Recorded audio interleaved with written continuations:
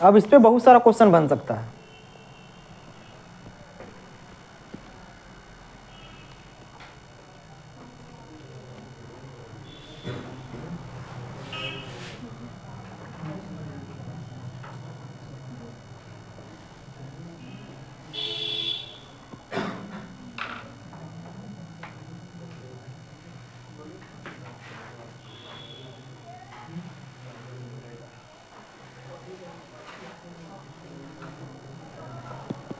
हो गया क्या? लिख लिए हैं सब लोग? क्वेश्चन कैसे बनेगा जी? क्वेश्चन कहेगा कि यदि एक वस्तु को धनावेशित करते हैं तो इसका द्रव्यमान कमेगा। कहेगा आकार,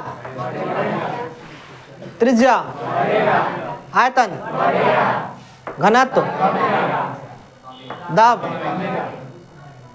ऋण आवेशित करें मतलब निगेटिव चार्ज करें। समझ रहे ना? आकार, आयतन, याद रहेगा? इससे ऑब्जेक्टिव क्वेश्चन बहुत सारा बनेगा। आपको फंसाएगा इसी में, कभी धन आवेशित कराएगा, कभी ऋण आवेशित कराएगा, आप फंस जाइएगा इसमें। इसलिए इस डेटा को ध्यान में रखेंगे। ठीक है, लिखिए आवेश के गुण। आवेश के गुण, प्रॉपर्टीज ऑफ चार्ज।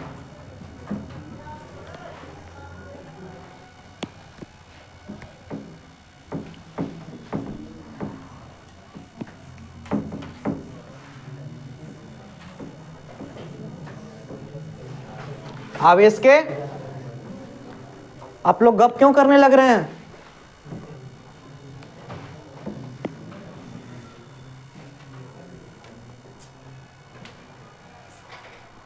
आवेश के गुण पूछा जाएगा। देखिए आपके एग्जाम का ये फेवरेट क्वेश्चन है, कहता है कि आवेश के 2 गुणों को लिखें।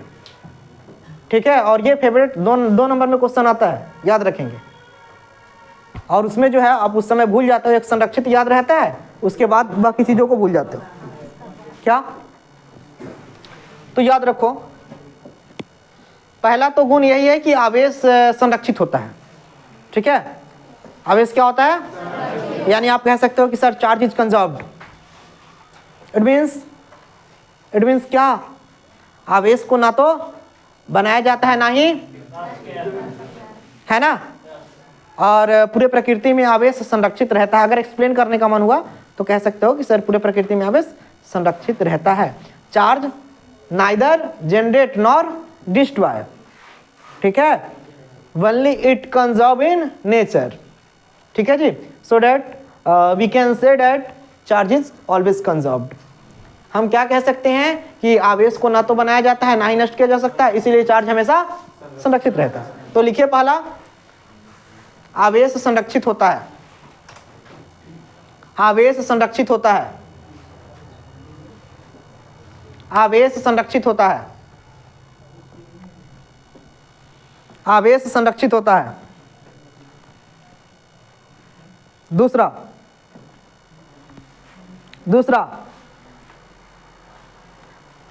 आवेश क्वांटीकृत होता है।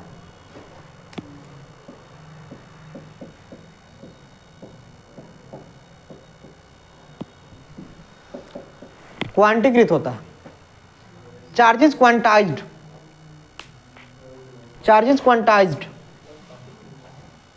हो गया। इसी में लिखिएगा that is Q equals to plus minus n. Charge is quantized, उसी में लिखिएगा Q equals to plus minus n e, n equals to Q upon e. इसमें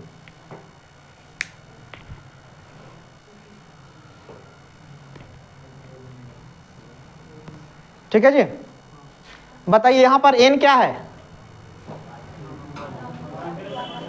हाँ, क्वांटम नंबर कह सकते हो या डायरेक्टली नंबर भी बोल सकते हो। और E क्या है? इलेक्ट्रॉन। और Q क्या है? आवेश। तो याद रखिएगा, एक एग्जाम का फेमस क्वेश्चन है कि एक इलेक्ट्रॉन में, 1 कूलम आवेश में कितना इलेक्ट्रॉन होगा? 1 कूलम आवेश में याद रखिएगा 6.25 × 10⁻18। कैसे आता है? यहीं से बनता है। देखिए यहाँ कितना इलेक्ट्रॉन होगा सो निकालना है। 1 कूलम आवेश देले है, 1 कूलम कहता है कि एक इलेक्ट्रॉन में, या सोचे क्वेश्चन कहेगा कि एक कूलम आवेश में कितने इलेक्ट्रॉन हैं, तो एक कूलम आवेश यहाँ क्यू की जगह पर लिख दें, एक कूलम आवेश। इलेक्ट्रॉन के मान जानते हैं 1.6 गुने 10 के पावर -19 कूलम होता है। ये कूलम से कूलम कैंसिल हो गया, समझिएगा। n का मान जब निकालेंगे तो n बराबर दशमलव उड़ाएंगे, ऊपर 10 हो जाएगा, नीचे 16 बचेगा, और 10 के पावर नीचे 19 है, ऊपर जाएगा तो 10 के पावर प्लस में 19 होगा।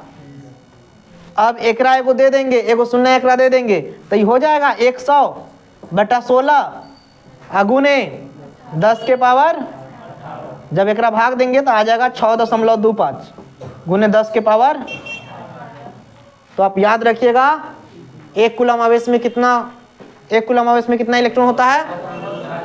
ये आपके बोर्ड का क्वेश्चन है, मेरा क्वेश्चन नहीं है। आपके बोर्ड इस क्वेश्चन को हर बार दोहराती है, ठीक है, ऑब्जेक्टिव में लिख लीजिए इसको। चाहे तो यहां से बना सकते हैं, क्वेश्चन बनवा दे क्या यहां, लिखिए, इतना लिख लिए हैं, नीचे लिखिए एक कूलम आवेश में कितने इलेक्ट्रॉन होते हैं, एक कूलम आवेश में कितने इलेक्ट्रॉन होते हैं।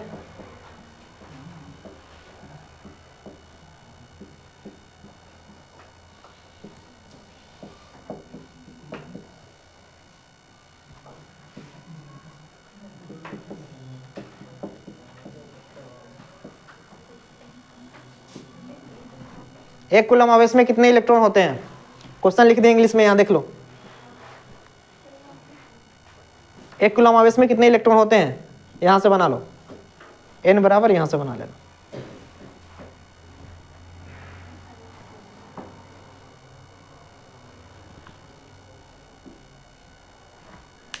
इसमें बोल दिए हैं how many number of electron in 1 coulomb of charge. ये क्वेश्चन बहुत दुलारा क्वेश्चन है, इसीलिए इसको पढ़ाए हैं। अभी जो भी क्लास चल रहा है समझो इसका हर एक क्लास इंपॉर्टेंट है, इसके सब क्लास से क्वेश्चन बनेगा एग्जाम में।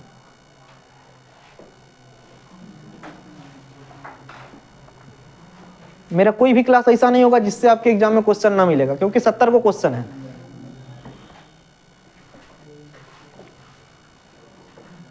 मिटा दूं, ऑब्जेक्टिव में आपको यही ऑप्शन होता है।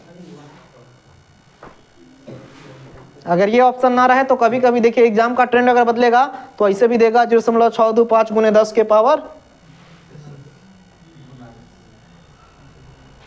19 ही होगा ना जी, ठीक है ना। ऐसा भी दे सकता है, लेकिन अभी तक ऐसा दिया नहीं है, यहीं तक पूछता है। ये ऑप्शन में मिला है कई बार हम देखे हैं, तो आप भी इसको ध्यान में रखोगे कि ऑप्शन में ये मिल जाएगा। प्रीवियस ईयर में होगा, हम जो किताब दिए हैं इसमें भी होगा। चले आगे, चलो लिखो तीसरा गुण, लिखो तीसरा गुण।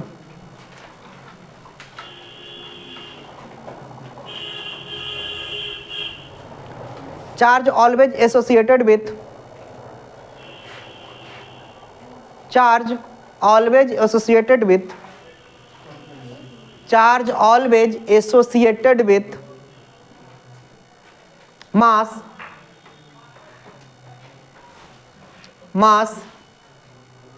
and it can't exist without mass।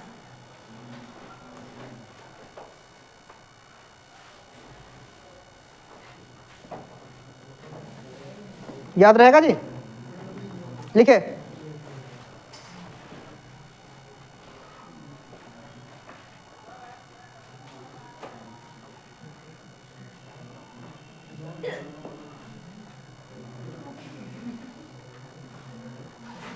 लिखे,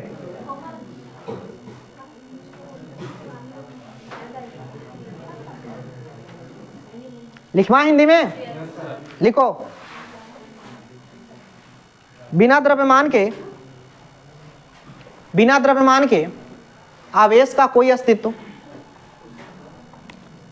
अगला है मतलब 4 नंबर शायद प्रॉपर्टी है, हाँ 3 या 4 नंबर गुण होगा।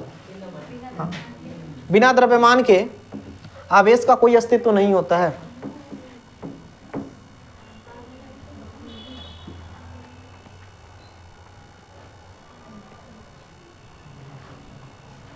हो गया?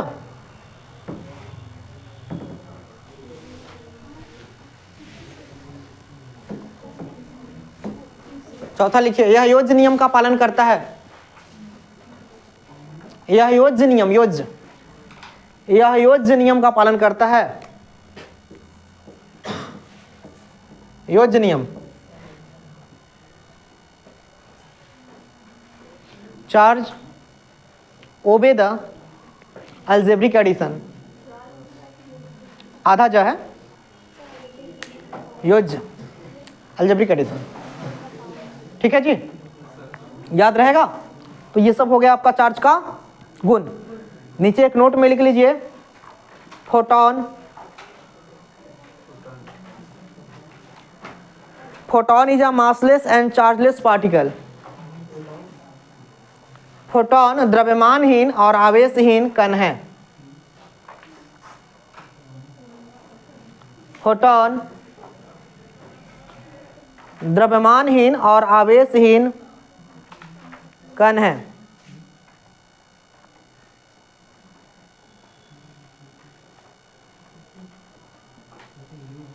याद रहेगा?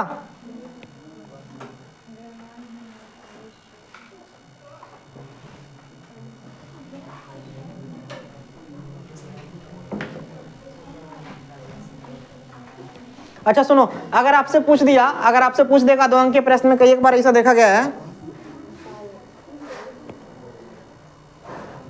कई एक बार ऐसा देखा गया है कि आपसे पूछ देगा कि क्वांटीकरण से आप क्या समझते हैं 2 अंक के प्रश्न में, तो आप लिख दोगे क्वांटीकरण से आप क्या समझते हो? What is quantization? क्या लिख पाओगे आप लोग?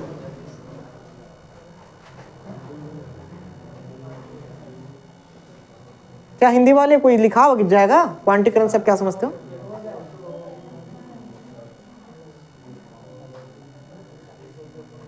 कैसे बोलोगे बताओ, एक आदमी कोई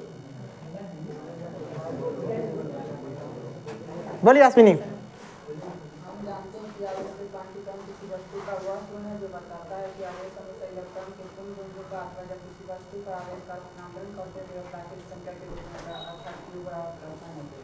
हाँ, प्राकृत या पूर्णांक संख्या के रूप में। ठीक है, ठीक है, बैठो। आप इतना बोल दोगे मतलब सबसे हो जाएगा कि लिखवाना पड़ेगा? क्वांटीकरण हम जानते हैं कि आवेश क्वांटीकृत होता है। चाहे सुनो, ऐसे कह सकते हो, क्या आप कर रहे हो जी? ऐसे आप कह सकते हो कि जब 2 वस्तुओं को घर्षण कराते हैं तो एक वस्तु इलेक्ट्रॉन का त्याग करता है तथा दूसरा वस्तु इलेक्ट्रॉन को ग्रहण करता है। यहाँ इलेक्ट्रॉन का त्याग या ग्रहण हमेशा पूर्ण रूप से होता है। पूर्ण रूप से कहने का मतलब, अर्थात कह सकते हो पूर्णांक के रूप में होता है। पूर्णांक के रूप में होता है मतलब अगर ट्रांसफर होगा तो 1 गो 2 गो 3 गो इलेक्ट्रॉन, आधा 1.5 गो 2.5 गो ट्रांसफर होगा? नहीं होगा।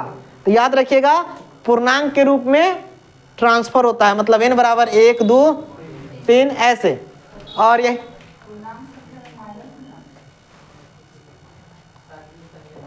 अच्छा, प्राकृत संख्या बोल दोगे? प्राकृत संख्या के रूप में होता है n बराबर 1 2 3 डॉट डॉट। ठीक है, और यहाँ पे q बराबर प्लस माइनस n, ये वाला फॉर्मूला लिख दोगे, हो गया। ठीक है जी। आसन पूछेगा कि आवेश संरक्षित होता है कैसे, बताओ? बोल दोगे ना? अभी बताएं था पहले। लिखवाना होगा कि क्या? हो जाएगा ना? जब दिक्कत हुआ तो कहना, हम लिखवा देंगे। लिखो कूलॉम का नियम। कूलॉम का नियम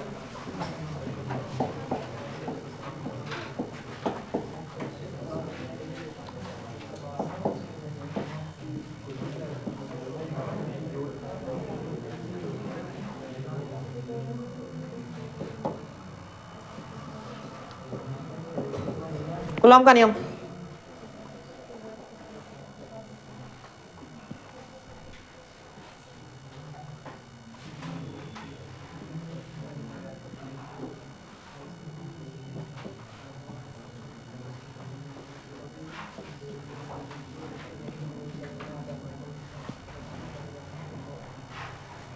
अब 1 मिनट सुन लो, कूलॉम का नियम हेडिंग दे दिए हो, 1 मिनट सुन लो, पहले समझा देते हैं फिर आराम से लिखवा देंगे, 1 आध मिनट लगेगा लिखवाने में।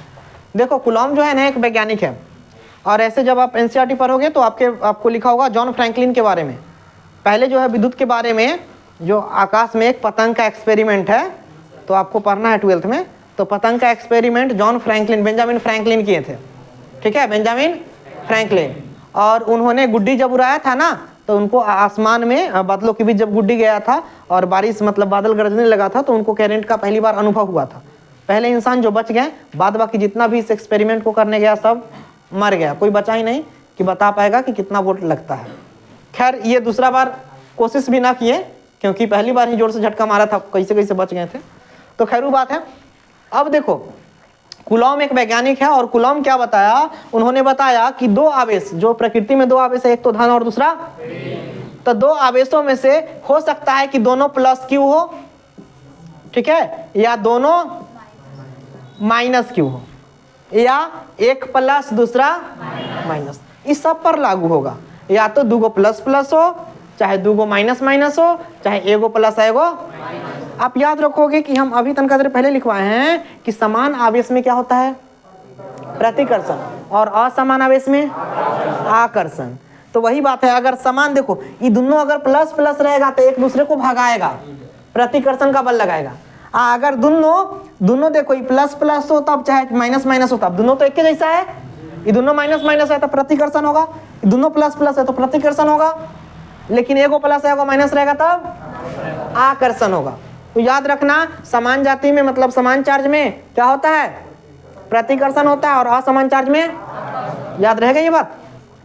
तो देखो कूलॉम का नियम यही कहता है। कूलॉम क्या कहें, कूलॉम स्थिर आवेशों के लिए नियम दिए थे। सबसे पहला बात याद रखना, आप कूलॉम का नियम पढ़ लेते हो लेकिन ऑब्जेक्टिव कभी कभी क्वेश्चन आता है कि कूलॉम ने नियम दिया था स्थिर आवेशों के लिए, गतिशील आवेशों के लिए, तब वहां आप कंफ्यूज आ जाओगे। 80 में रहेगा दोनों, तो ज्यादा लड़का दोनों को टिक करके निकल जाता है, क्योंकि ये ध्यान में नहीं रहता है कि स्थिर आवेश के लिए दिया कि गतिशील आवेश के लिए।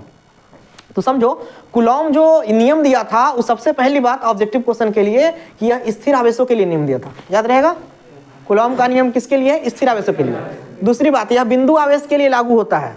जब कूलॉम के नियम की सीमाओं लिखोगे ना उसमें ही काम आएगा, कहेगा कि right the limitation of Coulomb's law, यानी कूलॉम के नियम की सीमाएं लिखे 2 नंबर में, देखना क्वेश्चन बैंक समझ में आएगा, पूछता है तो आपको लिखना होगा कि कूलॉम का नियम केवल स्थिर आवेशों के लिए काम करता है, यह बिंदु आवेश के लिए लागू होता है, यह 10 के पावर -15 सेंटीमीटर से कम दूरी के लिए लागू नहीं होता है।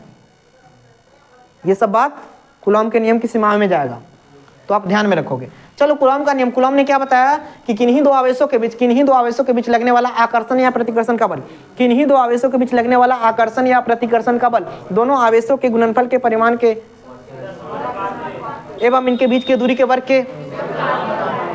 तो याद रखना कूलॉम का नियम यही बोला। कूलॉम ने क्या बताया, किन्हीं दो स्थिर आवेशों के बीच लगने वाला आकर्षण या प्रतिकर्षण का बल दोनों आवेशों के गुणनफल के समानुपाती एवं, याद रहेगा ना। अब सुन लो, हम बोलेंगे आप लोग नहीं बोलना, ठीक है। ये सब क्लास में याद कर लेता है। देखो कूलॉम ने बताया कि किन्हीं दो स्थिर आवेशों के बीच लगने वाला आकर्षण या प्रतिकर्षण का बल दोनों आवेशों के गुणनफल के परिणाम के सीधा समानुपाती एवं इनके बीच के दूरी के वर्ग के व्युत्क्रमानुपाती होता है। ठीक, देखिए कहाँ है हम लोग। देखिए माना कि आवेश, समझो इतना बात तो तुमको लिखना पड़ेगा। ये स्टेटमेंट है, क्या है, कूलॉम का स्टेटमेंट है जो हम अभी बोले। एक बात तुमको लिखना पड़ेगा, क्योंकि अगर 5 नंबर में देगा तो इतना कहोगे तो नंबर थोड़ी देगा। 5 नंबर के लिए थोड़ा सा और करना पड़ेगा। समझो यहाँ माना कि आवेश क्रमशः,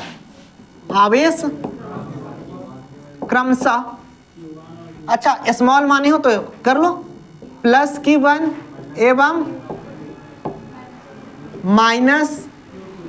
-Q2, यहाँ पे 1 और एक 2 कर देते हैं। Q2 है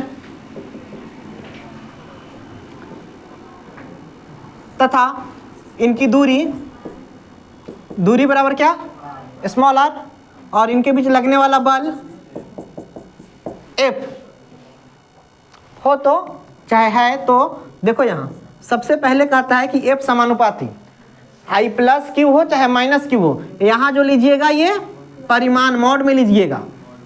अच्छा मॉड में क्यों ले रहे हैं वो बात समझिए, क्योंकि हो सकता है कभी आपका माइनस आ जाए, इसीलिए मॉड में जब लीजिएगा ना तो सबको प्लस करके यहाँ देगा। तो यहाँ लिख लीजिएगा मॉड Q1 और Q2, ठीक है। यहाँ दोनों को हटा दे क्या माइनस प्लस, चलो रहने देते हैं। तो यहाँ लिख लीजिएगा, ठीक है जी। यहाँ पे प्लस देना पड़ेगा, यहाँ पे देना पड़ेगा ना, डायरेक्ट लिखिए इसे चलेगा। हाँ तो इसको ऐसे ही लिखेंगे आप, चाहे तो यहाँ पे काम करो ना, ये दोनों को छोड़ देते हैं। अब ठीक है, अगर वहां माइनस देंगे तो एक लाइन हमको यहाँ बढ़ाना पड़ेगा, यहाँ माइनस देना पड़ेगा और तब नीचे फिर उस माइनस को हटाना पड़ेगा, ठीक है। तो इसलिए हम उसको वहीं से हटा दिए। अब देखो अब क्या है ये वाला बात, अब क्या है इसके बीच की दूरी क्या है, इसको समीकरण एक कर लेंगे। आयकरा बीच की दूरी क्या है, ये है ना। तो कहता है क्या, दोनों आवेशों के बीच लगने वाला आकर्षण या प्रतिकर्षण का बल दोनों आवेशों के गुणनफल के परिणाम के सीधा समानुपाती होता है। तो देखिए दोनों आवेशों के गुणनफल के ये है परिमाण, एक कहते हैं परिमाण, ठीक है, मॉड को। तो परिमाण के सीधा समानुपाती और इनके बीच के दूरी, तो दूरी यही है, दूरी के वर्ग के, तो दूरी r है, कर वर्ग कर दीजिए।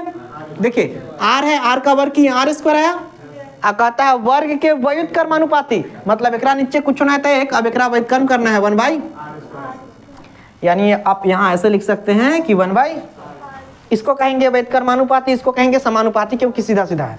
ये समीकरण 2 हुआ।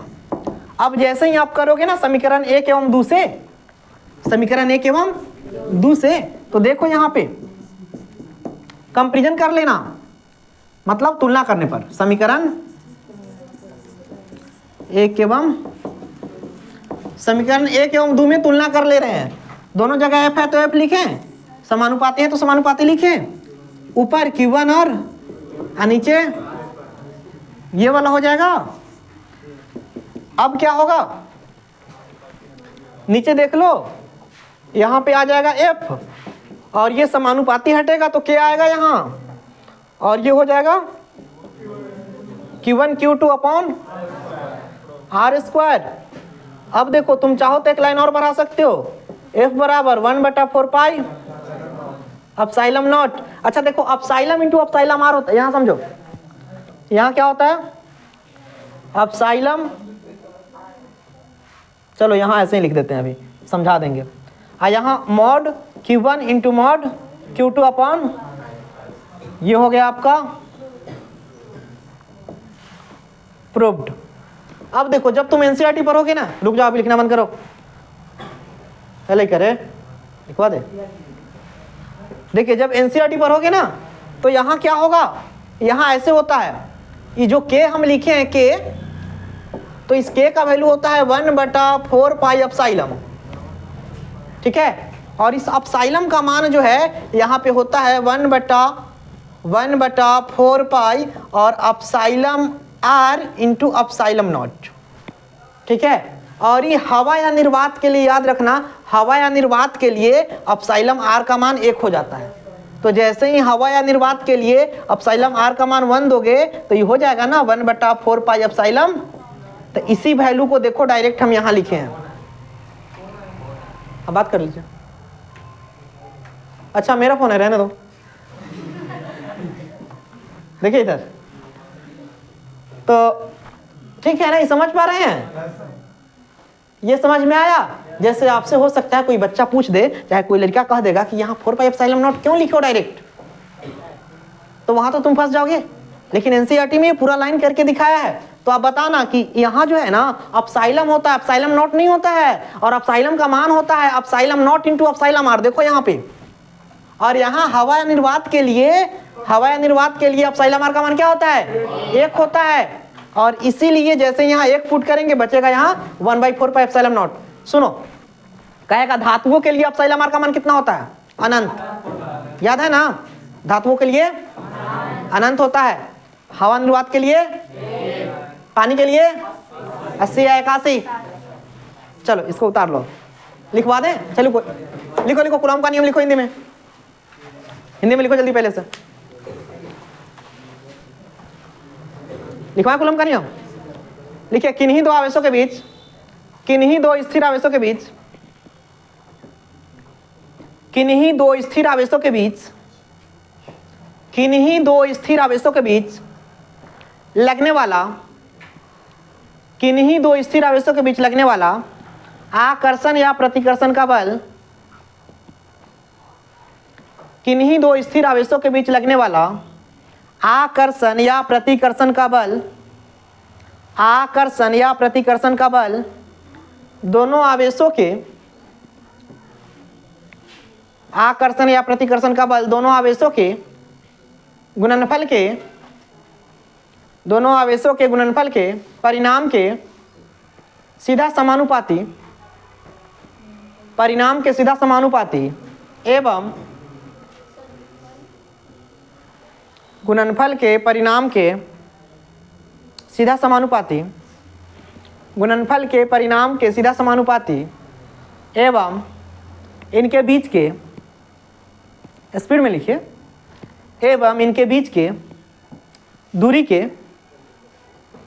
एवं इनके बीच के दूरी के वर्ग के, एवं इनके बीच के दूरी के वर्ग के व्युत्क्रमानुपाती कर्मानुपाती होता है,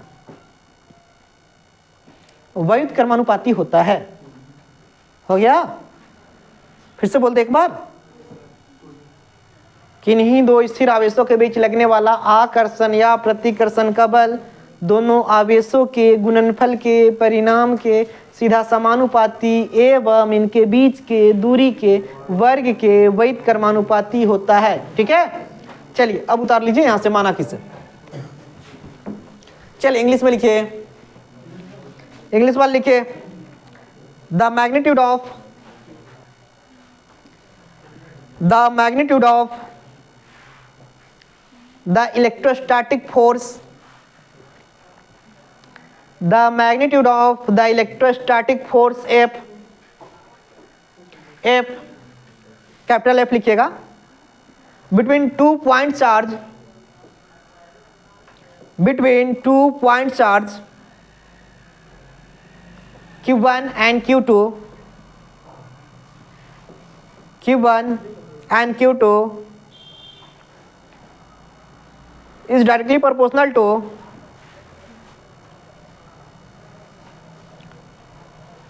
Q1 and Q2 is directly proportional to the product of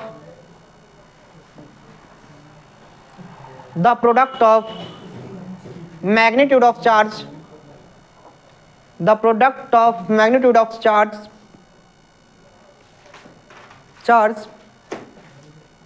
and inversely proportional to the, and inversely proportional to the square of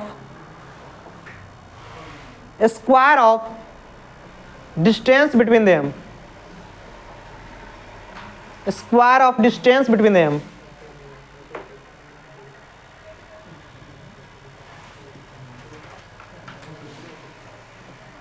चलिए फिगर बना लीजिएगा और यहां से उतारिए, फिगर बना लीजिएगा और यहां से इक्वेशन 1 से उतार लीजिए इंग्लिश वाले।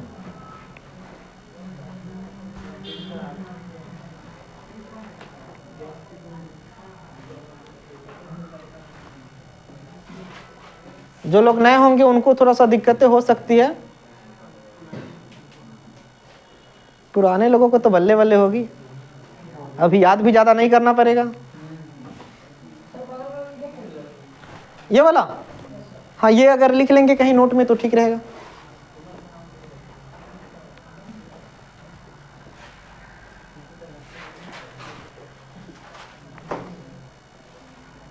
हो गया क्या?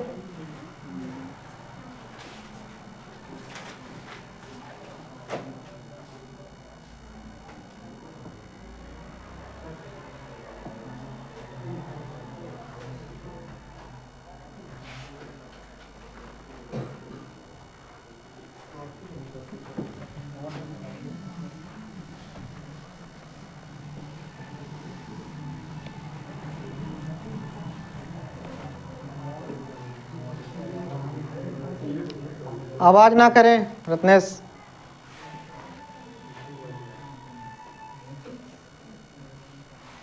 हो गया क्या?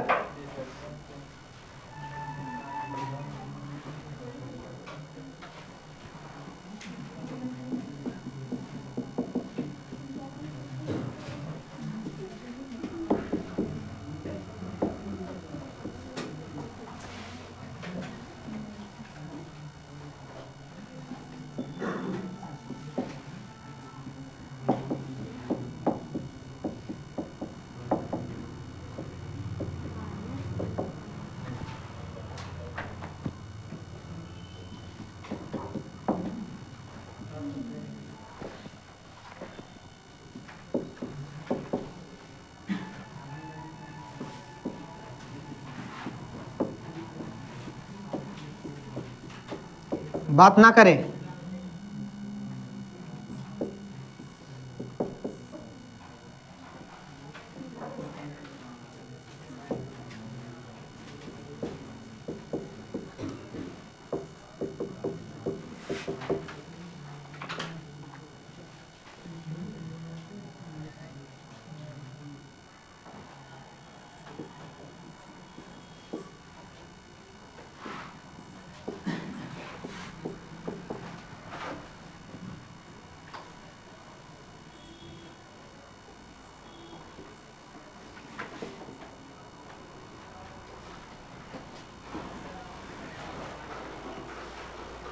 इंग्लिश वाले लिख लिए यहां तक?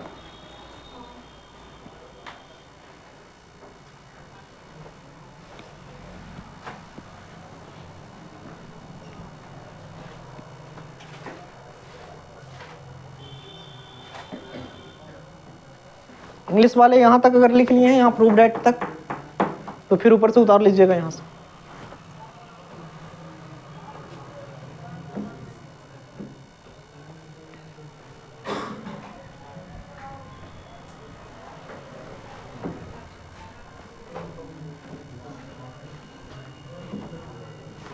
क्या ये सब पहले भी पढ़ा रखे हैं ना? बेसिक में भी पढ़ा है ना? अच्छा, इंग्लिश वाले बताओ एप्सिलॉन को क्या बोलोगे? परमिटिविटी। परमिटिविटी ध्यान में रखो कि इंग्लिश में लिख लेना, एप्सिलॉन बराबर परमिटिविटी। इसका नाम परमिटिविटी है। हिंदी में क्या कहते हैं? विद्युतशीलता। हिंदी में क्या कहते हैं? विद्युतशीलता। याद रहेगा? निर्वात की विद्युतशीलता एप्सिलॉन नॉट को बोलते हैं। अच्छा, कई एक बार आपके एग्जाम में आया है आकाश की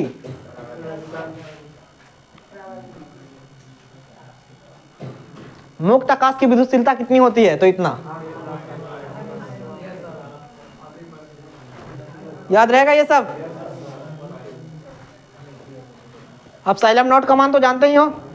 एप्सिलॉन आर का मान हवा या निर्वात के लिए एक होता है, धातु के लिए यहां लिखिएगा मेटल्स, फॉर मेटल्स। यहां लिखिएगा एयर और वैक्यूम। और ये क्या चीज लिखिएगा? फॉर मेटल्स, और इसमें अदर। समझ रहे हैं क्या? यहां तक कोई दिक्कत? कोई है दिक्कत? तो एक बात समझ लें, लिख लिए यहां तक? देखिए, आपको जो किताब मिला है, सब लोगों को उसमें ऑब्जेक्टिव जो मिला है फिजिक्स का, उसमें टिक किया हुआ नहीं है। तो आप खुद से अभी जो पढ़ रहे हैं उससे टिक कर सकते हैं। आपके ग्रुप में भेजा गया है, आपके ग्रुप में भेज दिया गया है। और जो भी लोग ग्रुप में नहीं होंगे वो मैसेज करके ग्रुप में जाएंगे। सुन रहे हैं? और आपके ग्रुप में MVVI ऑब्जेक्टिव करके एक प्लेलिस्ट हम भेज देंगे, पार्ट 1, पार्ट 2, पार्ट 3 करके। उसमें 10-10 मिनट का वीडियो होगा, उससे आप टिक कर लीजिएगा, ठीक है? पहला चैप्टर पूरा का पूरा हमको याद चाहिए।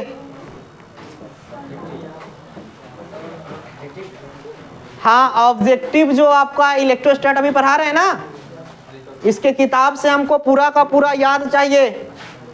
कल कोई एक्सक्यूज नहीं सुनेंगे। ये पूरा याद, चैप्टर 1 केवल। और अभी जितना पढ़ाए हैं ना इलेक्ट्रोस्टैट में कूलॉम के नियम तक, यहाँ तक आपको याद करके आना होगा। याद नहीं होगा तो दिक्कत हो जाएगा, कल बढ़ भी सकता है छड़ी की संख्या। याद रहेगा।